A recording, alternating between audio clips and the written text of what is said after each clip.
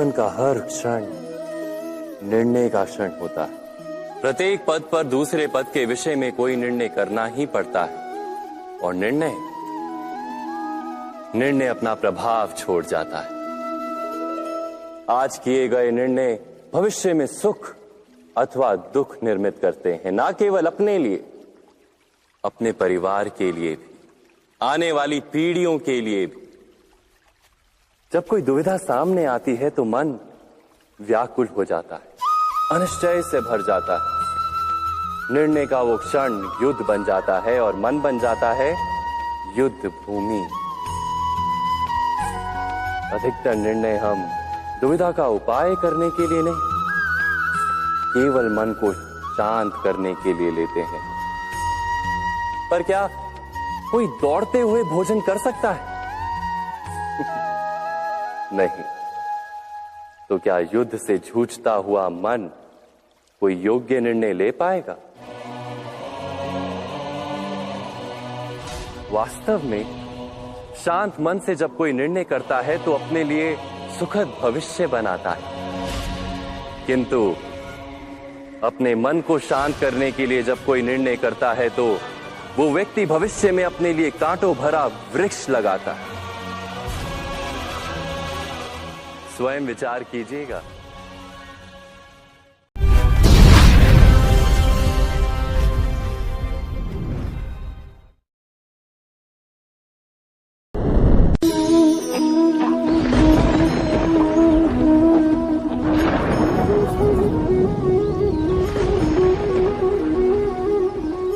सपनों और पूर्वाभासों के आधार पर हम भविष्य के सुख दुख की कल्पना करते हैं। भविष्य के दुख का कारण दूर करने के लिए हम आज योजना बनाते हैं, किंतु कल के संकट को आज निर्मूल करने से हमें लाभ मिलता है या हानि पहुंचती है, ये प्रश्न हम कभी नहीं करते। सत्य तो ये है कि संकट और उसका निवारण साथ जन से, व्यक्ति के लिए भी और सृष्टि के लिए भी। नहीं, आप अपने भूतकाल का स्मरण कीजिए, इतिहास को देखिए। आप तुरंत ही ये जान पाएंगे कि जब जब संकट आता है तब तब उसका निवारण करने वाली शक्ति भी जन्म लेती है। यही तो जगत का चलन है। वस्तुतः संकट ही शक्ति के जन्म का कारण है। प्रत्येक व्यक्ति जब संकट से निकलता है तो एक पद आगे बढ़ा होता है, अधिक चमकता है, आत्मविश्वास से अधिक भरा होता है, न केवल अपने लिए अपितु विश्व के लिए भी। क्या ये सत्य नहीं? वास्तव में संकट का जन्म है एक अवसर का जन्म, अपने आप को बदलने का अवसर, अपने विचारों को ऊंचाई पर करने का अवसर, अपनी आत्मा को बलवान और ज्ञान मंडित बनाने का अवसर। जो ये कर पाता है उसे कोई संकट नहीं होता, किंतु जो ये नहीं कर पाता वो तो स्वयं एक संकट है विश्व के लिए। विचार कीजिए।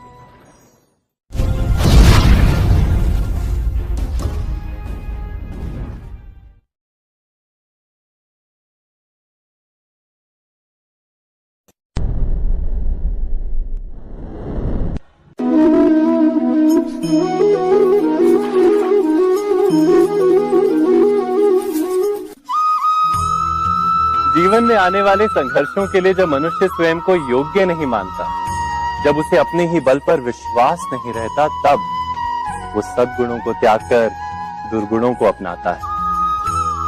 वस्तुतः मनुष्य के जीवन में दुर्जनता जन्म ही तब लेती है जब उसके अंतर में आत्मविश्वास नहीं होता। आत्मविश्वास ही अच्छाई को धारण करता है। ये आत्मविश्वास है क्या?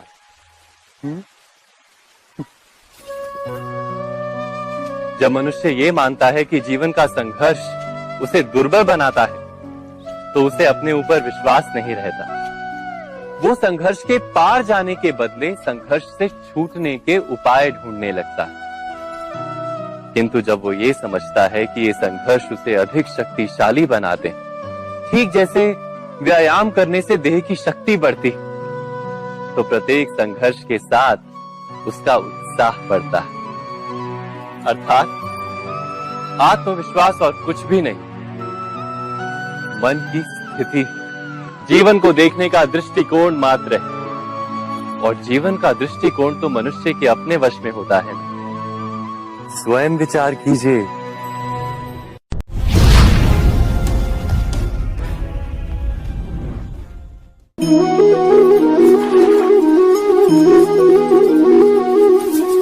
पिता सदा ही अपने संतान के सुख की कामना करते, उनके भविष्य की चिंता करते रहते। इसी कारणवश सदा ही अपने संतानों के भविष्य का मार्ग स्वयं निश्चित करने का प्रयत्न करते रहते। जिस मार्ग पर पिता स्वयं चला है, जिस मार्ग के कंकर पत्थर को स्वयं देखा है, मार्ग की छाया, मार्ग की धूप को स्वयं जाना है, उसी मार्ग पर उसका पुत्र भी चले, यही इच्छा रहती है हर पिता की।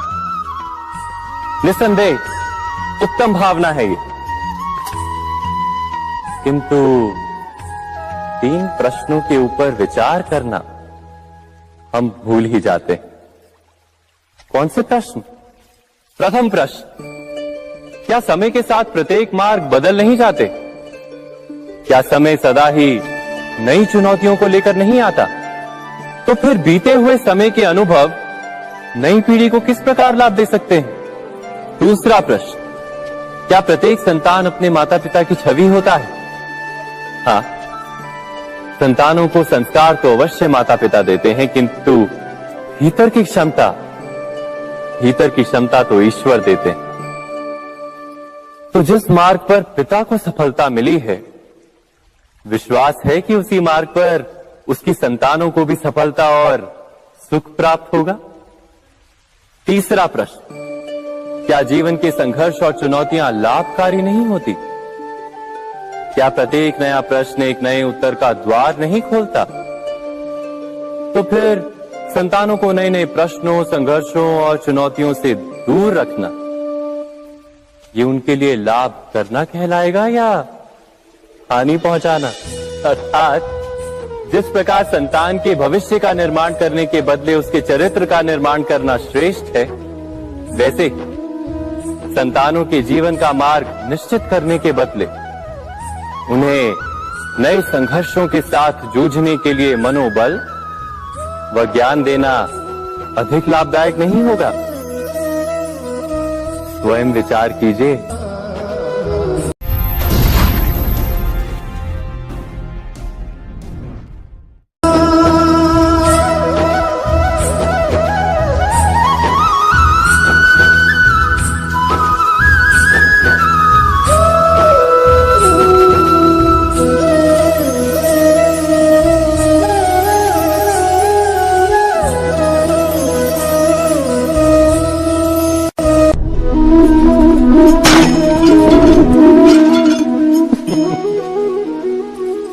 कभी कभी कोई घटना मनुष्य के जीवन की सारी योजनाओं को तोड़ देती और मनुष्य उस आघात को अपने जीवन का केंद्र मान लेता।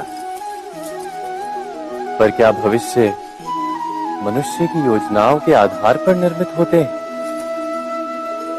नहीं। जिस प्रकार किसी ऊंचे पर्वत पर सर्वप्रथम चढ़ने वाला उस पर्वत की तलाई में बैठकर जो योजना बनाता है, क्या वही योजना उसे उस पर्वत की चोटी तक पहुंचाती है?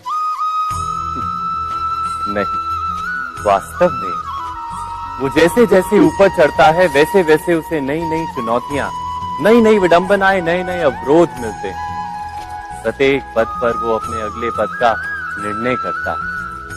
प्रत्येक पद पर उसे अपनी योजनाओं को बदलना पड़ता है। कहीं पुरानी योजना उसे खाई में ना ढकेल दे। वो पर्वत को अपने योग्य नहीं बना पाता, केवल स्वयं को पर्वत के योग्य बना सकता है।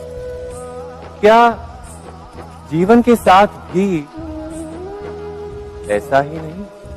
जब मनुष्य जीवन में किसी एक चुनौती को, एक अवरोध को अपने जीवन का केंद्र मान लेता है, अपने जीवन की गति को ही रोक देता है तो वो अपने जीवन में सफल नहीं बन पाता और ना ही सुख और शांति प्राप्त कर पाता। अर्थात जीवन को अपने योग्य बनाने के बदले स्वयं अपने को जीवन के योग्य बनाना ही सफलता और सुख का एकमात्र मार्ग नहीं। स्वयं विचार कीजिए।